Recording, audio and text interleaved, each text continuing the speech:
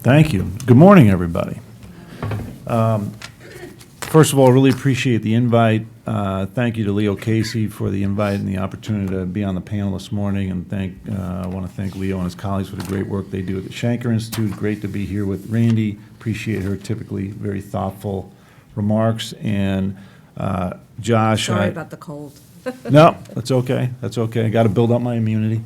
And Josh, I really appreciate the information you presented in the poll, which I've read. Agree with Randy, really illuminating. And I think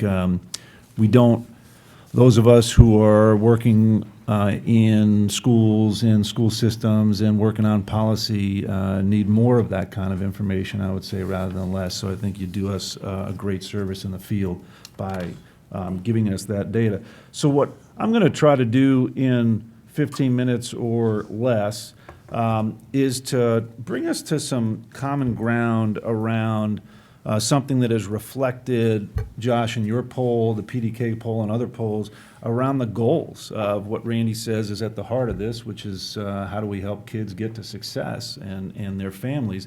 So one of the things that stuck out to me from your poll, I've seen it in other polls as well, I just threw on one there, is that most parents want their kids to get to college. They think it's really important. And interestingly, if you look at parents of color and families of color, they believe that's important at even higher rates than white parents. So this is something that is a clear goal for the families we are all interested in serving. Doesn't mean every kid needs to go to college, for sure. Some kids will go into the family business, some kids will go into careers, some kids will take other paths.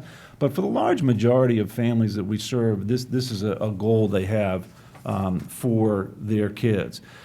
One of the things, we have the great privilege of working with thousands of educators across the country, both new teachers entering the profession and veteran teachers, as well as principals and district folks.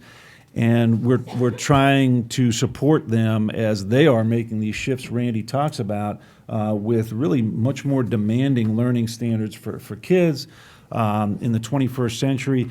So one of the things we do to support those efforts is get into classrooms and look at what teachers are doing, not to evaluate them, just to look at where they are and what their needs are, and look at the work that kids are doing.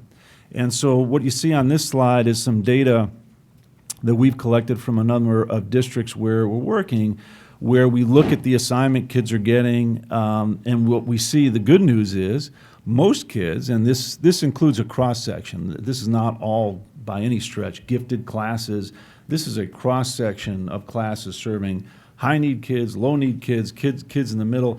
Most kids are meeting the expectation of the assignments they're given in the place where we're doing the work. But when we look at the applicable standards, what is it? If it's a fifth grade math lesson, what are the standards that the teacher is teaching towards? And we look at the level of work the kids are doing. In most cases, they're not doing the level of work that's going to allow them to succeed against those standards. So not because the teachers, by the way, I want to take pains to say, what we see is thousands of teachers, dedicated, talented, well-prepared, executing their lessons well, but very often not getting the guidance, not getting the leadership, not getting the support that's going to help them to let the kids engage, to provide lessons where kids are going to engage at that level where they're going to succeed. So this is, I think, a problem for all of us.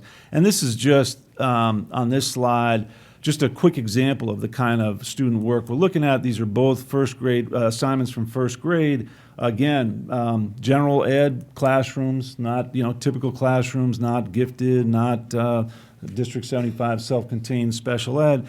And again, teachers doing good work in engaging those kids and in executing a lesson really well. But you see the variation there on the left, and you probably can't see it well, but it's an assignment where the first grader is writing out some facts they've gotten from a text, from a first grade text, about the structure of insects. And then on the right is also a first grader who's writing about a text, in this case, Curious George, but not having an assignment that is causing them to really engage at as high a level. Again, not because the teacher isn't interested in helping that kid learn, but because the standards aren't there, the curricular materials aren't there, the professional development probably isn't there, et cetera. This shows up for our kids. If you look at, there's a study that was done that looked at a very large sample of kids who were sophomores, high school sophomores in 2002, and followed them for more than a decade. And what we see is lots of kids, but particularly kids of color, who are getting to college, and this has been written about by far more articulate people than me, are getting to college. They're doing everything we ask. They're in high school, K to 12, going to school every day. Their parents are getting them ready. Parents are making sure they have a place to do the homework. They're completing all the assignments that they're given. They're walking across that stage for high school graduation, getting that diploma, going to college, all the things that most of us aspire to for our kids, and then finding out that they're not prepared at very high rates. So we have a disconnect that we've got to address in some way. So this is just the results, not to call out DC. In fact, these seem like pretty low percentages of kids who are on track for college. This is actually higher than what you'd see in a lot of urban districts. But the point is, in this case, the tests, as the much maligned tests, we're giving the people running the district, we're giving parents, we're giving kids a sense of whether they are on track for the goal that most of them have, most of their parents have. So there is some value there. And one of the questions I would pose that I hope we get a chance to talk about is, A, if this is the goal, graduating high school, being ready to do college level work, being ready to pass freshman math, freshman English, that's the goal for most of our kids, most of the families. Are we giving them the information that's telling them kindergarten on up whether they are on track to achieve that goal now? If we're not giving them that information, how do we do that? I'm actually open to multiple ways of doing that. I don't think that kids taking a test on one particular day, all kids in the state that year, is the best way to do this. But I do think it's important that we give parents, we give kids, we give families a sense, a real sense, an accurate sense, a real forecast about whether they're on track to achieve their goals. So just a quick bit on our most crucial resource, which is teachers. So again, as I said, the problem in our view is not that you don't have teachers who are doing the hard work, who are not prepared. That's not the issue. The question is, what support, as Randy says, are they getting in the form of their principal, in the form of peers, in the form of curricular materials, and in many cases, as I think both Josh and Randy said, you are dropping teachers into a situation where they're left to fend for themselves and to do what might be the most difficult job that we have in this country. That's not a prescription for success.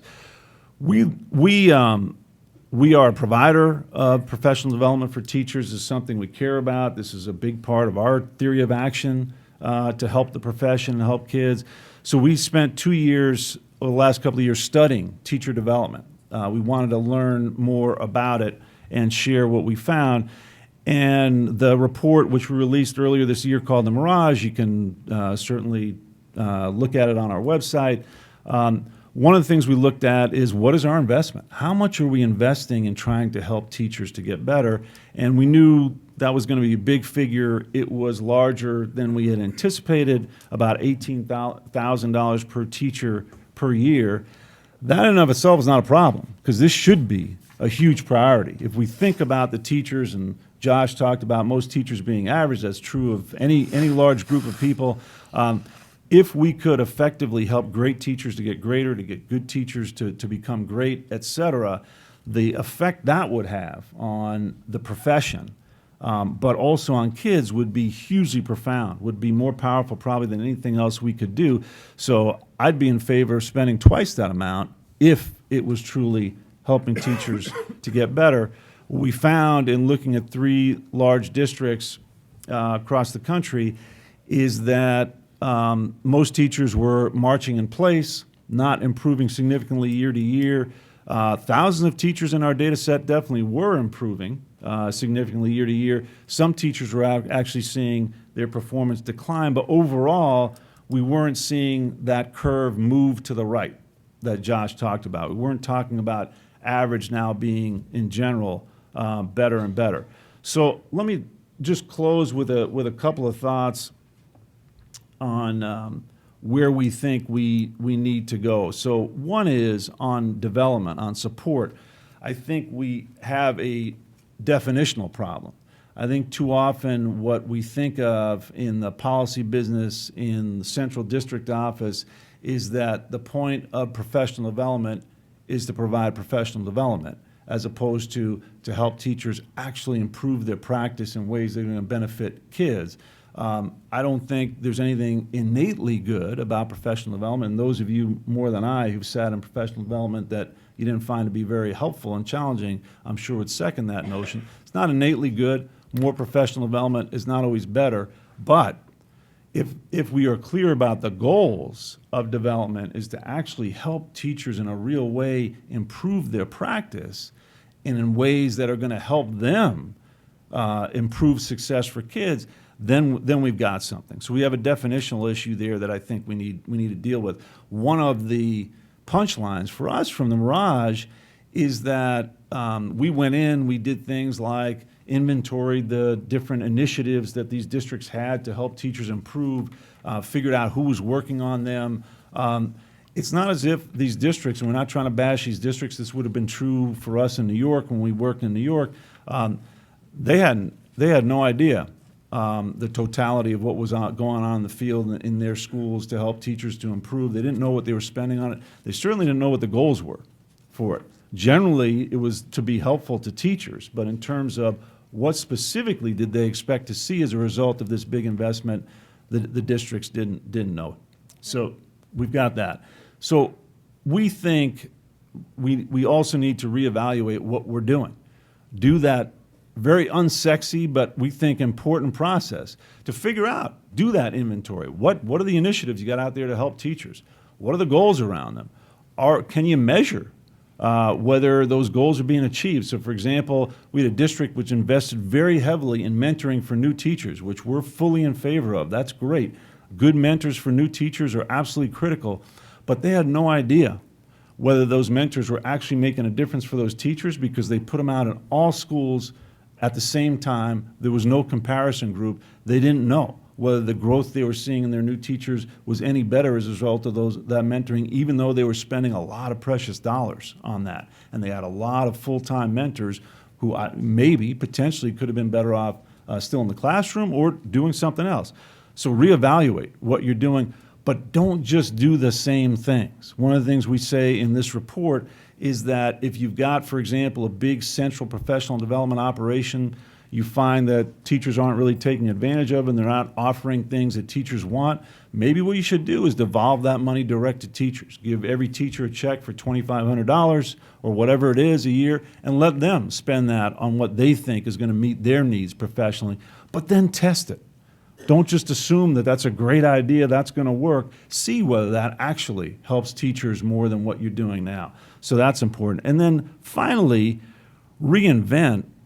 One of the things I think both Josh and Randy alluded to is with where we are as a field, with what our kids need to know and learn, we have not really changed the way we've structured schools or the teacher job for 100+ years. It's pretty much the same thing. If you had somebody 100 years ago, a teacher get into a time machine and come forward to today's classrooms, yeah, the board is white instead of black. There's a little bit of technology, but basically it's the same basic job, and the job is incredibly, incredibly difficult. Day one, you need to know everything from how to engage all kids who are coming to you with very different needs, to curating great content, often from the web, to preparing lesson plans, to engaging with parents, to everything else all of you know far better than I do about what teachers need to do. No other profession runs like that. No other profession drops people in day one and says, you've got to be as good on day one as we hope that you'll be on year 10. So to us, we need to start taking a hard look at and innovating. I don't know what the right models are, but we need to take a hard look at how we model schools, how we design schools, and we design the teacher job. Because frankly, it may not be feasible to get 3.5 million teachers, as dedicated and talented as they are, to consistent excellence with the way the job is structured right now. Thank you guys very much.